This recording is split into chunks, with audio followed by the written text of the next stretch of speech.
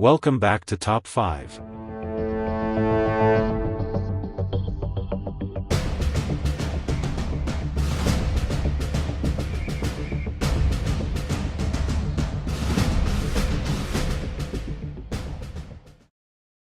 Samuel Little, originally named Samuel McDowell, was born on June 7, 1940, in Reynolds, Georgia. His early life was tumultuous. He was born to Bessie May Little, a teenage prostitute whose difficult circumstances may have overshadowed his upbringing. There are indications that Bessie, who worked as a maid according to the census, may have given birth to him while imprisoned. Shortly after his birth, the family relocated to Lorain, Ohio. Little would go on to be raised primarily by his grandmother, amidst an unstable environment that deeply affected his development. Growing up, Little struggled academically and behaved poorly in school. By his own later recounting, he developed violent sexual fantasies as a child after witnessing an incident with his kindergarten teacher touching her neck, which sparked his obsession with strangulation. As a teenager, he avidly collected true crime magazines that depicted women being choked. Little's criminal activities began early. In 1956, he was convicted of breaking and entering in Omaha, Nebraska, which resulted in a detention at a juvenile facility. Following this stint, he moved to Florida to be with his mother in the late 1960s. By the 1970s, Samuel Little's life had spiraled into a series of arrests for various misdemeanors and felonies across multiple states, including driving under the influence, theft, assault, and even worse. He claimed to have taken up boxing in prison, insisting he was once a prizefighter. Despite these claims, the criminal pattern continued to deepen, leading him to engage in increasingly violent behaviors. The early 1970s marked the onset of what would become one of the most notorious criminal careers in U.S. history. Little's first confirmed murder occurred in 1970 in Homestead, Florida, when he strangled a 33-year-old woman named Mary Jo Brosley. This crime laid the groundwork for his subsequent violent spree. By 1971 or 1972, he killed a black transgender woman in Miami, known only to him as Marianne. He disposingly left her body in the Everglades. In 1973, he claimed the life of Sarah Brown in New Orleans. This modus operandi, focusing on vulnerable women, continued for several years. Notably, after moving through various states, in 1974 he was responsible for multiple murders, including an unidentified black woman in Georgia and another person in Ohio. Little's pattern of violence accelerated as the 1980s unfolded. In 1982, while in Pascagoula, Mississippi, he murdered the young Melinda Mindy LaPree, a crime for which he was later investigated but ultimately not convicted. Shortly thereafter, he was implicated in a string of murders across states like Ohio, where he also committed the 1984 murder of 21-year-old Mary Jo Payton in Cleveland. There, he lured her from a bar and killed her in an abandoned factory. His confirmed killings continued with a known victim, Annie Lee Stewart, in 1981 within the vicinity of Cincinnati, Ohio, where he strangled her and disposed of her body. Following that, in Los Angeles, California, he murdered Carol Alford on July 13, 1987. Alford's body was identifiable, allowing authorities to link Little to her death through DNA evidence collected from her remains. From there, Little moved further into a life of violence that spanned over 2 decades, killing numerous women, most of whom were marginalized individuals, drug addicts, sex workers, or the homeless. Victims of this wave included Guadalupe Duarte Apodaca, found in Los Angeles on September 3, 1989, strangled while nude from the waist down. In 1990, he killed Zena Marie Jones near Memphis, Tennessee, whose body was ultimately discovered on the Arkansas side of the Mississippi River. His string of murders included other notable victims, such as Denise Christie Brothers in Odessa, Texas, whom he confessed to killing in 1994. By the time he finished cataloging his confessions in later interviews, Little claimed he had killed nearly 100 women across several states. The list of victims continues, encompassing individuals like Audrey Nelson Everett, found in Los Angeles in 1989, and Rose Evans, murdered in 1991. As law enforcement slowly began piecing together the greater motive behind Little's killings, they discovered a chilling trend: he targeted women viewed as expendable by society. He was apprehended on September 5, 2012, when authorities had confirmed his DNA linked him to multiple murders, a vast span of time from the 1970s to 2 decades later. By the time of his arrest, he had amassed a portfolio of 40 years of crimes that included over 93 confessions, although only 60 were confirmed. His violent spree and confessions led him to be dubbed the choke-and-stroke killer. Little was ultimately convicted of 8 murders, receiving 4 life sentences without the possibility of parole. This catastrophic life of murder began with a broken childhood, spiraled into an unrestrained series of violent outbursts, and concluded with his passing on December 30, 2020, in a California prison, leaving behind a legacy of death that marks him as the most prolific serial killer known in American history. Samuel Little's confessions to 93 murders present a harrowing timeline filled with brutality, an insatiable thirst for power, and a profound disregard for human life. Below is a detailed account of his confirmed and suspected murders, organized chronologically, highlighting the victims, dates, circumstances of the killings, and locations. The tragic narrative began in 1970. Little's first confirmed murder took place in Homestead, Florida, when he strangled 33-year-old Mary Jo Brosley. This brutal act marked the beginning of a career that would span decades, characterized by violence and an increasing sense of impunity. Little recounted the details of this crime without any hint of remorse, indicating a chilling detachment from his actions. As the early 1970s unfolded, Little continued his murderous spree in Florida. Between 1971 and 1972 in Miami, he claimed the life of a black transgender woman he referred to as Marianne. He strangled her and disposed of her body in the Everglades, a location known for its accessibility and seclusion. During confessions years later, he remembered her fondly, attributing a name he only partially recalled, and drew her likeness, demonstrating a dark sense of pride in his actions. In 1973, he murdered Sarah Brown in New Orleans, a woman he spotted in need on the street.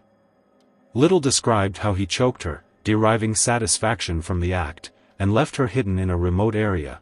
This would become a familiar pattern for him, preying on vulnerable individuals who would not be missed. At this point, his killings exemplified a methodical approach, where he carefully selected victims who lived on the fringes of society.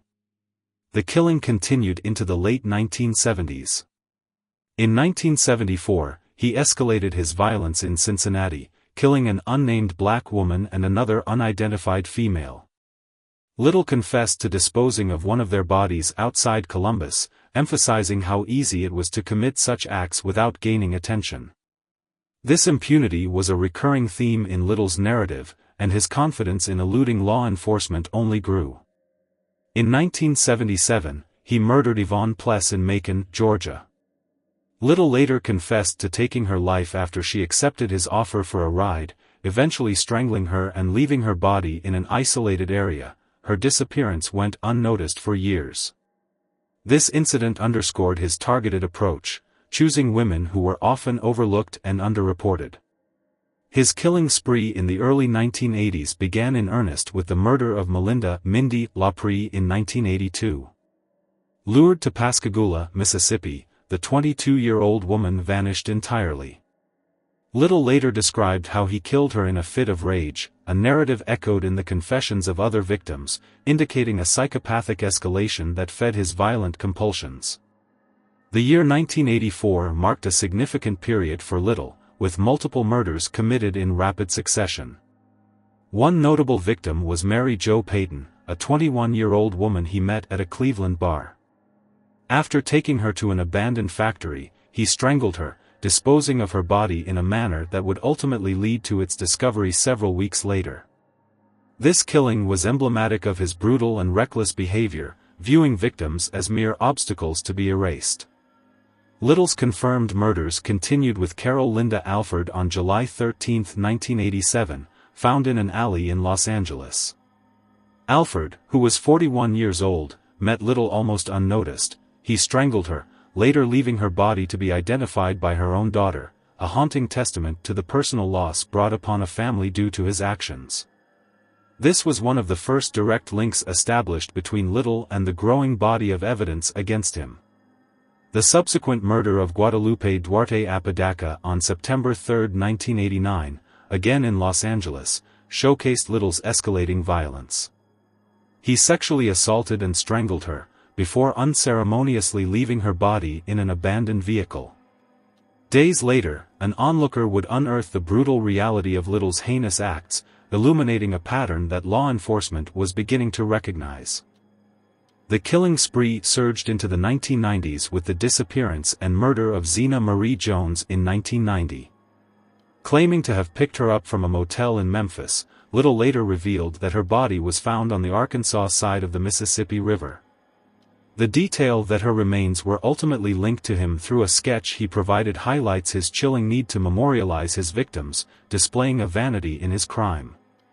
In Cleveland, he confessed to killing Rose Evans in 1991 after offering her a ride. After strangling the 32-year-old woman within his vehicle, he callously discarded her body in an abandoned lot, covered discreetly beneath 2 tires, an act that seemed cursory and dismissive of the human life he had just stolen. The narrative continued with Denise Christie Brothers, a 32-year-old woman murdered in Odessa, Texas, in February 1994. Having gone missing shortly after New Year's Day that year, Little admitted to her murder in a disturbingly calm confession, detailing how he strangled her and left her body in a remote area, a recovery that would take weeks. Over the years, Little continued to recount more murders to investigators, confessions often accompanied by sketches that provided little comfort to the families left in unresolved grief. His pattern was clear: he sought out women who were vulnerable and marginalized, often leaving their remains scattered in areas that would be easily overlooked. Each confession conveyed a message of dominance, evoking a singular need for power over those he deemed less than himself. In addition to the murders confirmed by law enforcement, Little's claims extended to many others scattered across states such as Louisiana, Texas, and California. Each confession was layered with disturbing details, aligning with a deep-seated psychological need to relive the power he exerted over his victims. As the FBI and local law enforcement agencies delved further into his admissions, they unearthed instances of women he claimed to have killed across 20 different states. Each victim's story represented a life extinguished, many of whom had already lived on society's edges. Cold cases dormant for years were reignited with renewed focus, posing pivotal questions about the systemic issues surrounding the investigation of crimes against marginalized individuals. The annals of Samuel Little's narrative serve as a stark reminder of an individual who thrived amidst societal neglect. His chilling story, the precise violence he enacted and the vulnerable lives he obliterated, remains one of tragedy. Little may have departed this world on December 30, 2020, but the echoes of his actions, the cries of his victims, and the relentless search for justice will resonate for many years. This tragic and dark legacy galvanizes efforts to ensure that society never again overlooks those whom he so callously targeted. Little's life and horrifying crimes demand attention, particularly as a reflection of the persistent failures in addressing violence against society's most vulnerable members. The chilling legacy of Samuel Little, the most prolific serial killer in American history, will be etched in the annals of crime and justice as a haunting reminder of the fragility of life.